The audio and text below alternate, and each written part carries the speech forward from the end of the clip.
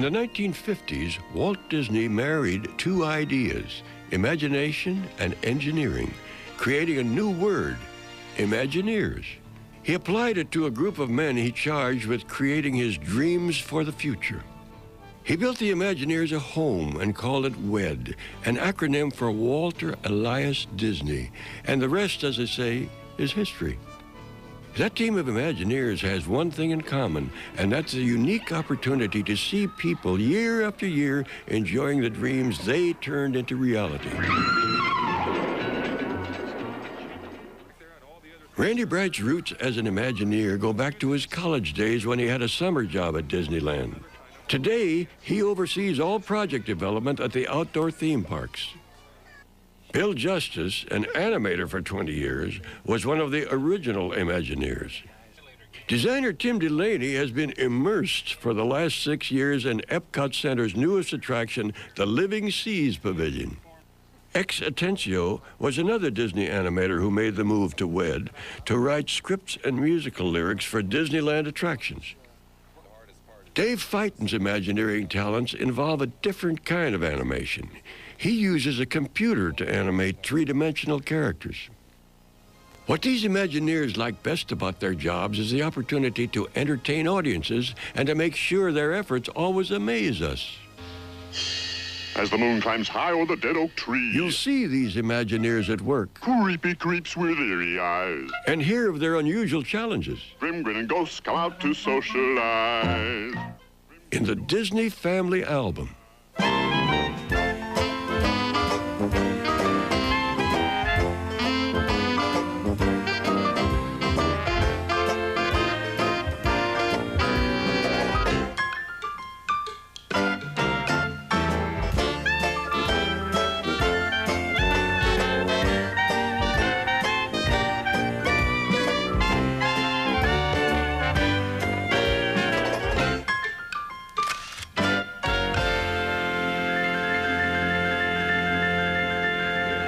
You might say Walt Disney was the first Imagineer. Even as a filmmaker, imagination was his trademark, and his ideas about engineering and design opened the doorway to Disneyland. You, as the audience, come through a doorway, you sit down at a theater, and somebody closes off the doors before the film starts, and the experience starts. They close off the outside world. We have to do the same thing here in our own environmental design. We have a series of portals or gateways or windows onto the different worlds that people have to go through, and then we shut off the outside world. A perfect example of that, these people are leaving the outside world behind. So now as we come into this area, all the people are experiencing the aha, we've arrived kind of emotional response to that first act. This is really what we call Act 1 of the Disneyland experience. It's like scene 1 in a film. And as we go down Main Street, you'll see the whole essence of Main Street begin to unfold like Act 2 or Scene 2, then Scene 3, Scene 4, and so on. Now we're standing here at the hub and the entrance to Tomorrowland, and you'll find that here's another gateway. Now what we have to do is not shut out the outside world, but shut out our own inside world. As people pass through this gateway, they're going to leave the rest of Disneyland behind, and they're going to a new world that's called Tomorrowland. We're going into a world on the move, and everything is moving. If we were at the other end of Tomorrowland, you would find submarines playing off of monorails, playing off of, again, the America Sings spinning building, playing off the Autopia cars, all that working. And meanwhile, what's going on overhead? Skyway buckets are looking down on this whole system that's working as a unit. It's very exciting. If Tomorrowland's world on the move is too frantic for you, try stepping through Frontierland's portal to the past. The feeling here, again, is to leave the outside world behind and come into a world of the Old West. And it's a narrow street, again, that you'll notice in there. And what beckons you at the end of that narrow street is the Mark Twain, or during the more crowded times, also the Columbia sailing ship at the other end. You have a vista, you have that long shot that beckons you to come in and says, come on in and explore things and look around. It's not inside a show building hidden away, but it's out in the open. And you've got the trees, the grass, the clouds in the sky, or the rain, or whatever. Even on rainy days, it's fun to be here because it's a different kind of experience. Another kind of beckoning comes from the Disney costume characters who have been entertaining guests at the park since opening day in 1955. Imagineer Bill Justice was the creative force behind their evolution. One time I remember we were having a meeting in And a lot of things were being discussed, and they got onto the costume characters, and somebody said, oh, let's get along with that. And Walt said, wait a minute. He said, other people can copy our rides. They can have thrill rides. They can have bands. They can have everything else. But the one thing that we have that's unique to our park are the costume characters. I don't care who it is, whether it comes out, Mickey or Goofy, Pluto, anybody comes out. First thing they do is run and grab their camera and have their kids pose with those characters. And it's been quite a pleasure to see the reaction, you know, to those costume characters. When it's time for the characters to appear in a parade, their unique performances are partly Bill Justice's design. They find out what they can do, what their limitations are in dancing or anything like that. A lot of the funny things are like, like Baloo, for instance, it has a very low crotch. When you see him back view, his whole rear end wobbles because it's the only way he can navigate, you know. And a lot of the choreographers say, oh, well, we can't have that low because he can't kick his feet up. Well, that's his limitation. That's what makes him different than one of the Rockettes or something, you know. The most unusual costume character debuted in 1961. With a little Disney pixie dust, circus acrobat Tiny Klein became Tinker Bell, gliding across Fantasyland on a guy wire. Bill Justice later figured out a way to make a miniature Tinker Bell fly around the park, but it never saw the light of day.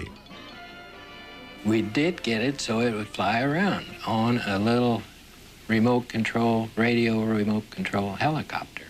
And we could have had lights on her, we could have had some pixie dust and things like that. It would have been sensational. But we found out that when it was all constructed, the lightest we could make it was about 12 pounds. And they wouldn't, they were afraid it might crash and hurt somebody. One of Walt's favorite hobbies was crafting miniatures, such as this Granny's cabin he made for So Dear to My Heart. With the birth of WED, Walt's hobby became an essential part of the creative process. A key thing that we do at WED, as a matter of fact, is before we build something full scale, we build it in miniature, almost down to the last detail. So dimensional model making was a critical part of this team that Walt built. Another critical part is WED's sister company, Maypole, whose name comes from the movie Mary Poppins.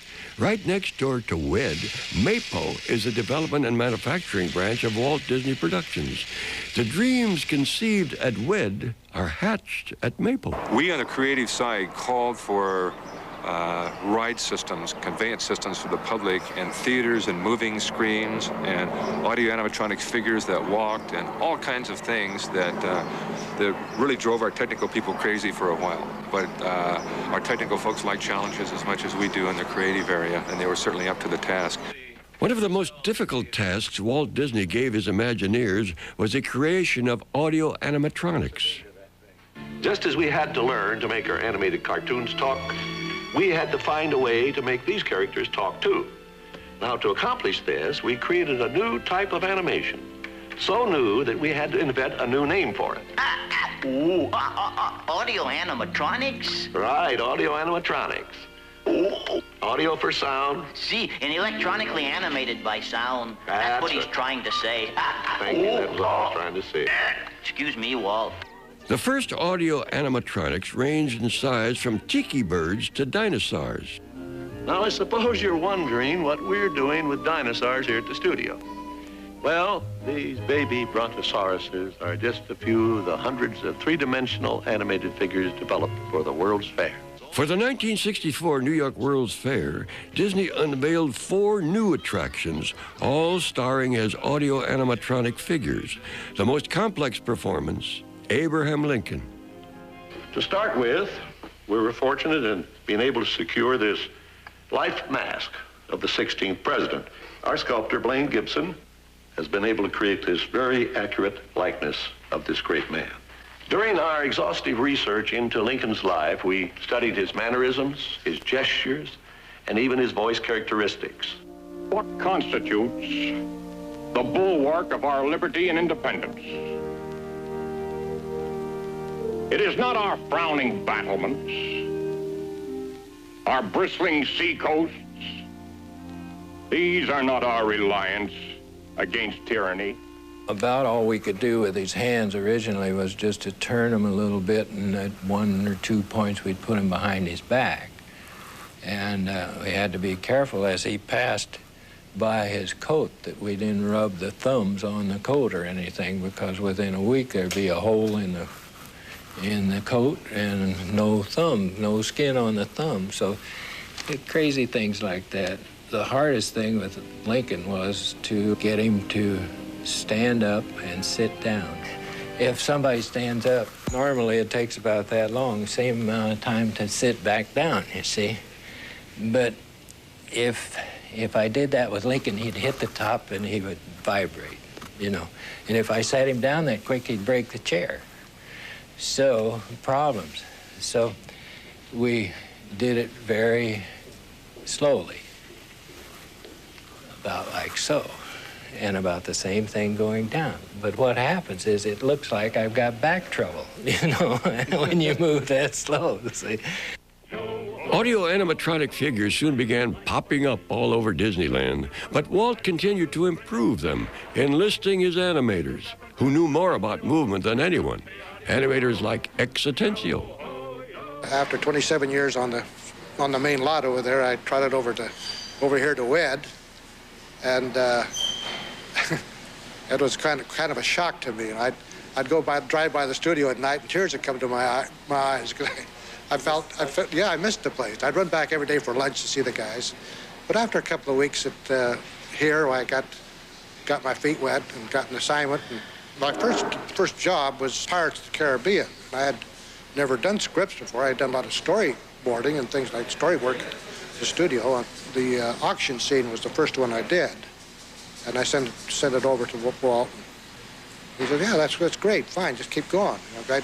What I did was got out the old Treasure Island film and read some old sea stories to try to get the feeling of the jargon, the avast there mateys and stuff like that. The thing you had to do is to get across the fact that here's some pretty raunchy old pirates chasing these ladies around, and but we could, come out and blatantly say that they were doing bad things to these ladies, that they were having fun, and they were just a bunch of fun-loving pirates. Next was the script for The Haunted Mansion, and Ex Atencio wanted visitors to be as frightened as possible. I always wanted to believe in ghosts, when I was doing the research for this. I said, I'd love to believe in ghosts, and I think I have found that most people do believe in ghosts, or like to believe in ghosts. And so we had two schools of thought at that point, whether we should make it scary or funny. And some of us kind of wanted it a little bit more scary, but the funnies kind of won out. So, like the stretching room, the room starts stretching, and you set the mood. People are they come in and they're kind of scared, but then the room starts stretching, and then you see the the gags in the stretching portraits. And then bingo, all of a sudden the lights go out and you see the ghost hosts hanging from the rafters way up there. That scares them, and so you just you'd scare them, and then you'd bring them back real quick. Ex Atencio's most challenging task was for Tokyo Disneyland. Picture an American Imagineer trying to translate his words into a language totally foreign to him.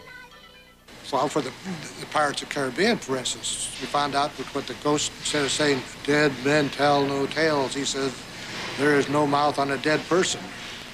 So that doesn't make sense. That's what we're trying to do. Well, there's no Japanese equivalent of dead men tell no tales. So then they had to come up with something else that says, well, if you're not careful, you will not pass this way again.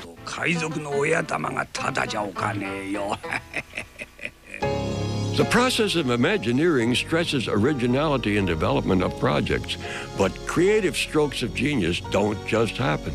Well, it's no magic light bulb that goes on. To get anywhere with a new breakthrough, you have to encourage unconventional thinking. Most conventional thinking will bring you a predictability in the product that the public will bore of and get tired of very quickly. So we like to, with all of our Imagineers, give them the freedom to really think from a blank piece of paper, and that's to think without any preconceived set of tools or notions or ideas in that earliest concept stage. And that's how you get your best spontaneous idea to begin with. What we're seeking to do now, for those who have been in the Haunted Mansion 30 or 40 or 50 times, I think we could call that a predictable experience.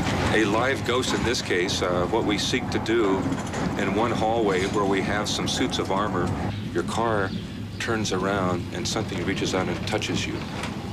And as your car turns, one of the knights is alive. And a large hatchet, an executioner's hatchet, comes down toward the car. That's unpredictability. That's something that you've never seen before, and you thought you knew it all.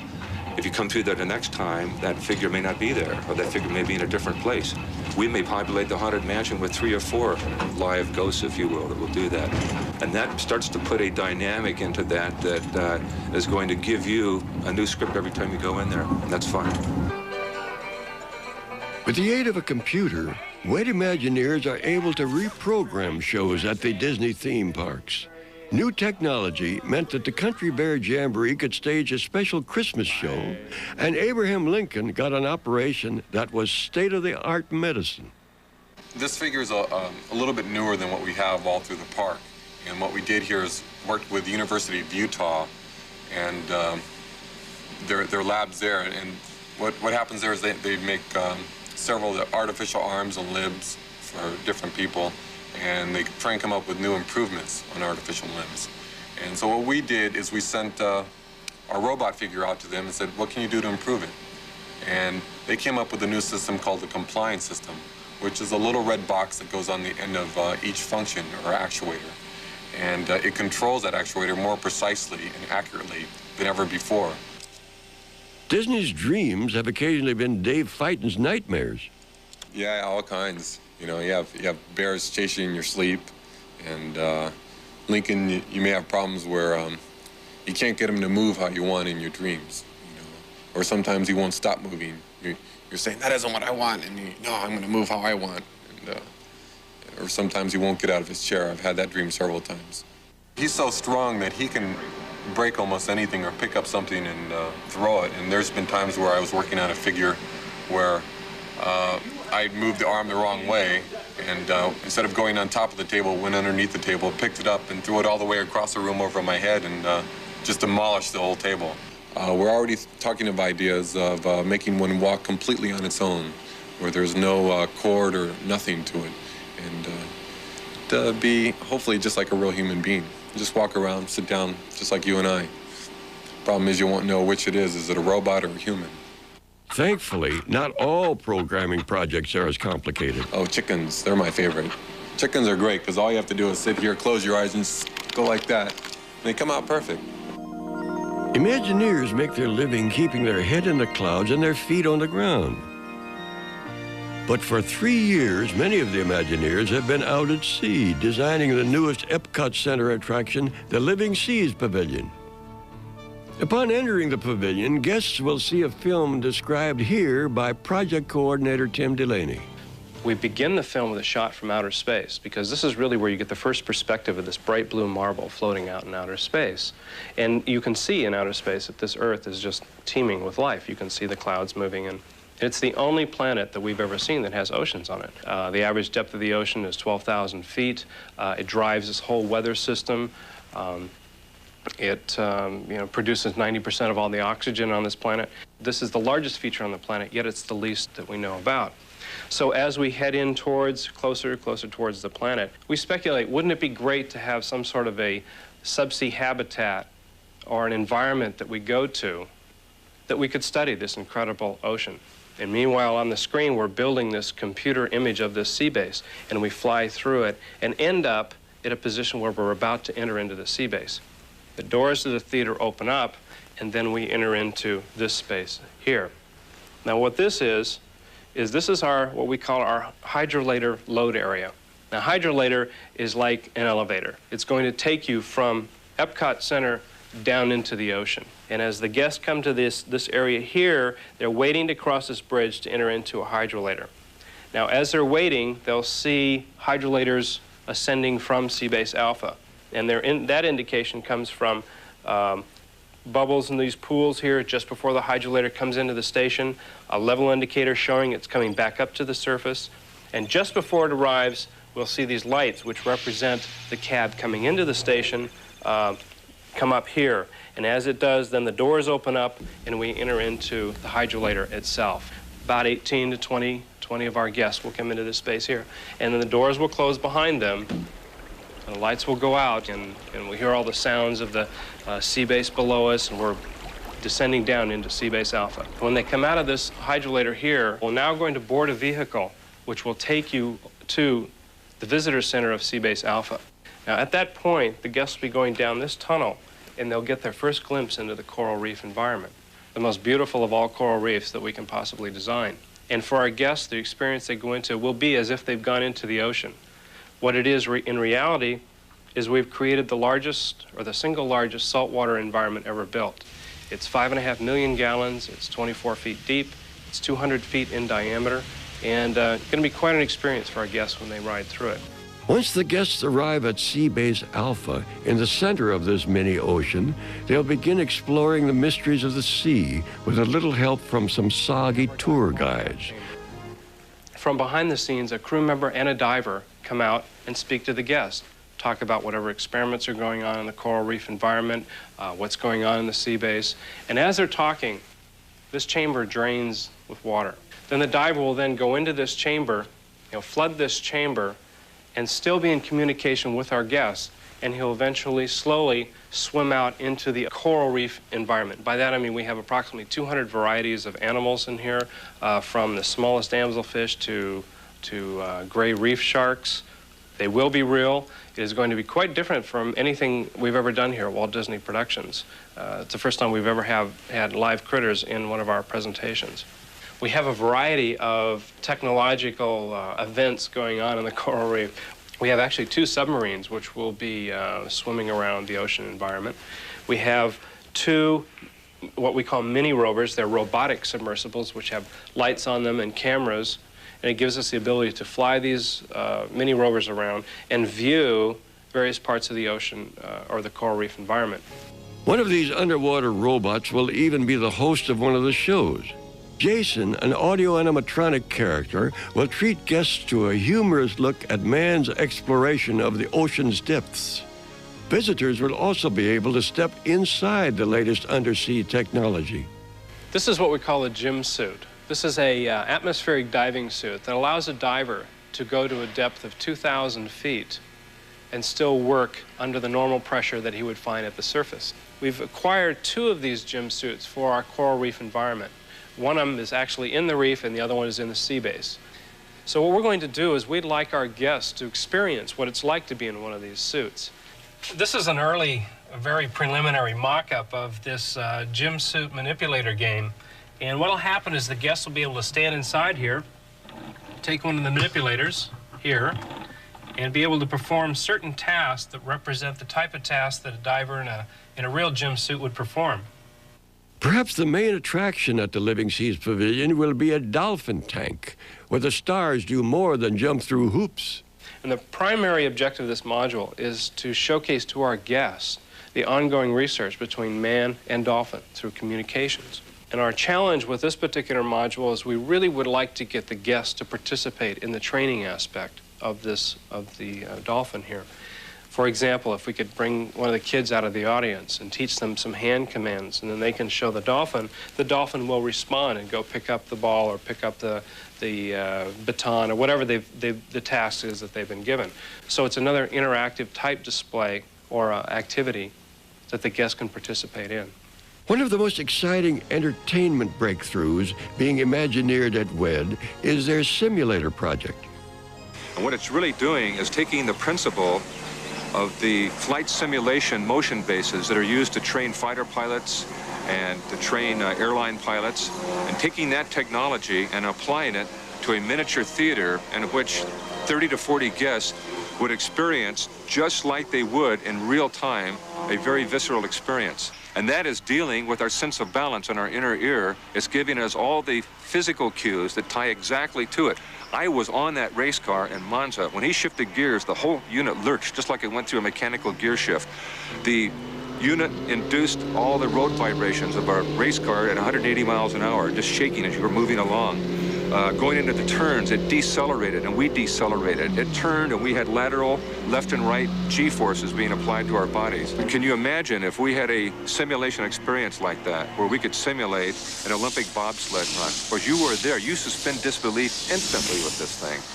Or if you were in an Olympic slalom course moving downhill, you literally are doing what that skier is doing. All the visceral thrills and excitement are there without you really going anywhere. But it is all programmed right into it. And what we can do with this, we can sailplane, we can water ski, we can go through swamps, we can have simulated Star Wars type fights in space. We can have all kinds of fantasy adventures. This box that moves and accelerates and does things with you inside of it can take you anywhere your imagination wants to go. In the world of entertainment, there's no job quite like it. Imagination and engineering, high technology and art never had a happier marriage than at WED. In the world of television, you work on your product and you can see almost immediate results. And then you send it out on a vaporous airwave and it's gone. In a nanosecond, it's gone. The filmmaker can put his film together and put it in a theater, and if he's really extraordinary, the film might be there for 6 or 8 weeks. The thing that is our reward as Imagineers at WED is that our product is there for years and years and years.